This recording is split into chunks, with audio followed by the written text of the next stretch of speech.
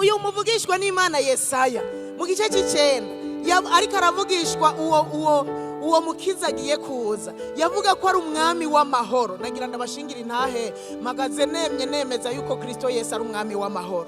Ivyo si uwabimbariye, ivyo nagira ndababwire ko atari uwabimbariye, si ivyo abaririmbyi baririmba, si ivyo umuvugabutumwa numvise avuga. Umunsi ndamwakira jewe natashe ndatwenga, ngenda shinyirije mu nzira, ngenda nyene ntwengera ibarabara, yo numva utuntu nyene mu mutima, numva nguwe neza, meze neza. Uko imisi yaheze rero amahoro arushiriza kuba menshi, ca ndasubira kuba umugore atwenga.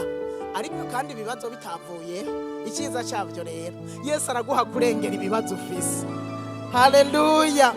Nico gituma guha gutambagira ahindura ibirenge vyawe nk'ivy'impongokazi, akaguha gutambagira kudutwe kw'imisozi yawe, kudutwe tw'ibibazo vyawe. Nusubire kwibuka ibibazo ufise, ukumva amahoro yo muri Yesu arafuka vya bibazo, ukumva umunezero wo muri Yesu urengeye za ngorane. Naranezerewe, ndabaho nezerewe, ndi umugore anezerewe. Gutegura inzira y'uhoraho no gufata ingingo. Ubu rero si byo gutegura ngo Yesu azoza, Yesu yaraje. Uyu munsi ufata ingingo yo guheba vya bindi vyose, umwimike muri wewe. Umaze kumwimika Yesu araganza, kandi by'ukuri umwimitse araganza. Kandi Yesu numukiza, umwimike nk'umwami, umwimike nk'umukiza. Araguha amahoro, araguha umunezero, araguha amaso abona iyo uri kuraja. Jewe agahinda nari mfise kuko ntabona kazoza kanje n'abana nari mfise. Nagira nababwire yuko maze kwakira Yesu, kongera kwiyumvira ngo mbege jo nzobaho gute, ngo mbege jo tuzorya iki, tuzokwambara iki, mbege jo abana nzobagira gute, mbega bazokwiga gute. Sinongeye guhangayika, naguma niteze uhoraho. Noneho naciye nirongera rya jambo riri muri Zaburi ya 37 rivuga ngo uhereye nkiri muto noneho ndashaje, sinigeze kubona umugororotsi ahebwa cyangwa uruvyaro rwiwe rusegerereza utwo kurya.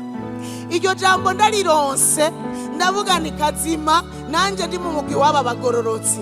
Sinzohebwa, sinzotabwa, sinzosegerereza utwo kurya. Uko biri kose, kandi nagira ndababwire, sinaronse umurengera. Hari n'igihe umurengera Imana iwudukingira.